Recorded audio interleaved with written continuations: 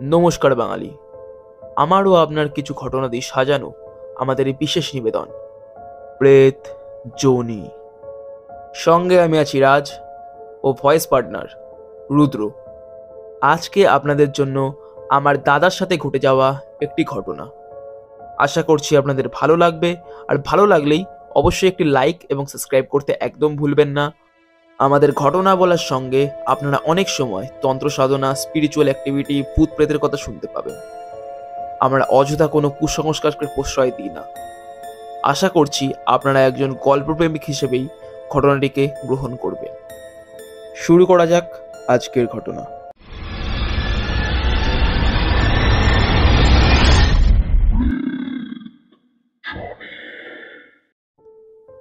সালটা ছিল 2015। আমার বড়দা মানে আমার পিসির ছেলে কাজের সূত্রে থাকতো আমাদের বাড়িতে। দাদা কাজ করতো একটা প্রাইভেট কোম্পানিতে। সে অবশ্যই কোম্পানিটাও ছিল আমাদের বাড়ি থেকে অনেকটাই দূরে, প্রায় 6 কিলোমিটার।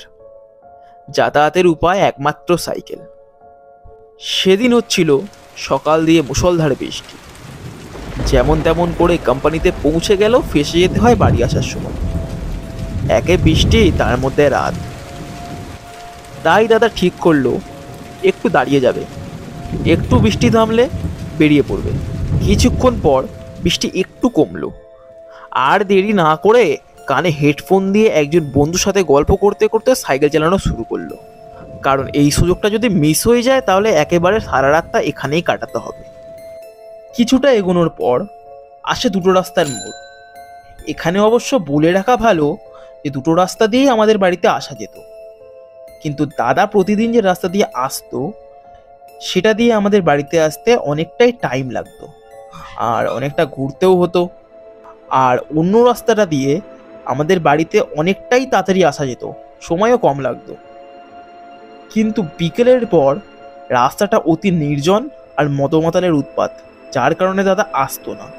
সেদিন উপায় ছিল না, তাড়াতাড়ি বাড়ি ফেরার জন্য নিতে হয় সেই রাস্তা। আর সেদিন যদি সেই রাস্তাটা না নিত দাদা, হয়তো আজকের গল্পটা তোমাদেরকে শোনাতে পারতাম না।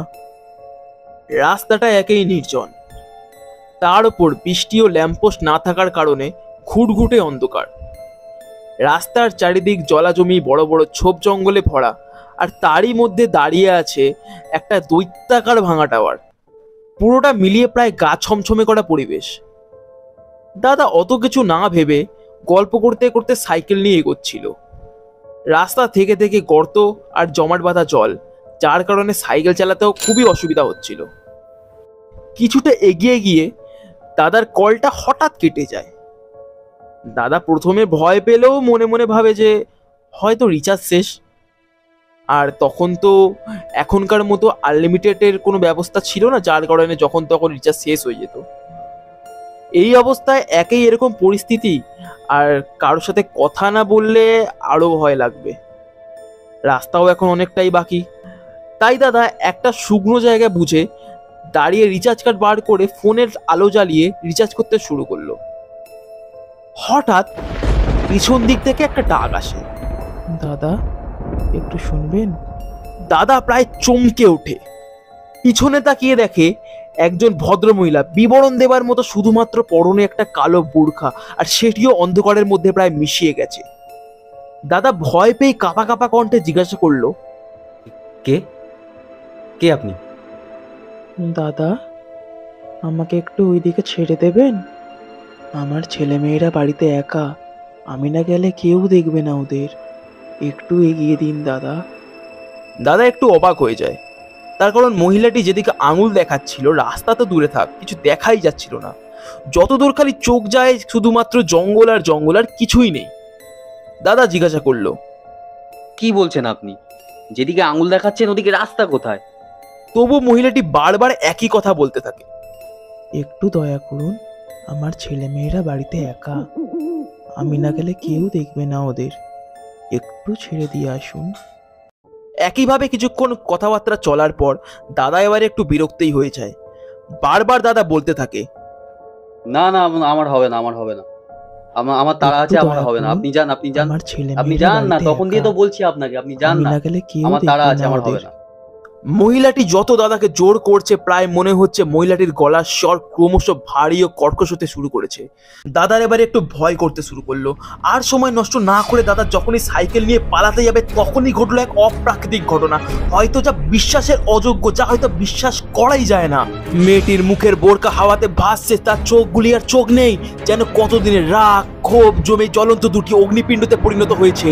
আর মুখ যার বিবরণ দেওয়া যায় না, মুখের চামড়ার কোনো অস্তিত্ব নেই, পুরোটাই পোড়া আর সেই অগ্নিপিণ্ড দুটি চোখ। যত সময় যাচ্ছিল মহিলাটির গলার স্বর চিৎকারে পরিণত হচ্ছিল। সেই চিৎকার কোনো সাধারণ মানুষের না, সেই চিৎকার কোনো সাধারণ মানুষের হতেই পারে না। আর হিম করা সেই চিৎকার, সে চিৎকার করে করে বলছিল,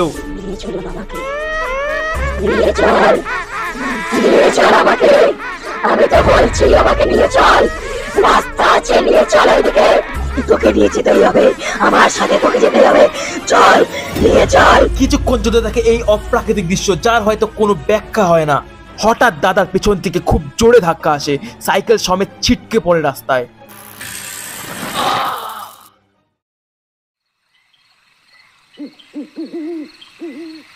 তারপর সব নিস্তব্ধ। কিছুক্ষণ ওইভাবেই পড়ে থাকে দাদা রাস্তায়। চোখ খুলে যখন দেখে কোথায় সেই মহিলা যার চিৎকার এতক্ষণ চারিদিক কাঁপিয়ে রাখছিল, দাদা ভয় ভয় চারিদিক দেখতে থাকে, কিন্তু চারিদিক নিস্তব্ধ, শুধু ঝিঝি পোকা আর ব্যাঙের ডাক। আর পাশেই দাঁড়িয়ে একজন বয়স্ক ভদ্রলোক। সে এগিয়ে এসে দাদাকে হাত ধরে তুলতে তুলতে বললেন, এ বাবা, এ দেখেছো, এই ওটো ওটো ওটো ওটো ওটো, এই কাদা জলের রাস্তায় এই বাইক কেউ দাঁড়ায় নাকি? দাদা চোখ মুখ দেখে সে জিজ্ঞাসা করলো, কিছু কি হয়েছে? হাব ভাব তো তোমার খুব একটা ঠিক ঠাউরাচ্ছে না বাপু। দাদা লোকটির কাছে জল চাইতে থাকে। একটু জল দিন না, জল দেবেন? লোকটি কি বুঝলো জানি না, একটু ভেবে নিয়ে দাদাকে বলল, সে না হয় দেবো, এখন তো আমার কাছে নেই, তুমি একটু আমার সাথে আগে চলো তো দেখি বাপু। লোকটি দাদাকে সঙ্গে নিয়ে সামনের একটা মন্দিরে গিয়ে বসালেন। তারপর দাদাকে জল দিলেন। দাদা জল খাবার শেষ করে লোকটিকে ধীরে ধীরে সব ঘটনা খুলে বলতে শুরু করলো। সমস্ত ঘটনা শোনার পর লোকটি দাদাকে বললেন, বুঝলাম, ঠিকই ঠাউরেছিলাম। এই রাস্তা ভীষণ খারাপ রাস্তা বাবা, এই রাস্তায় আর কখনো একা এসো না রাতের বেলা।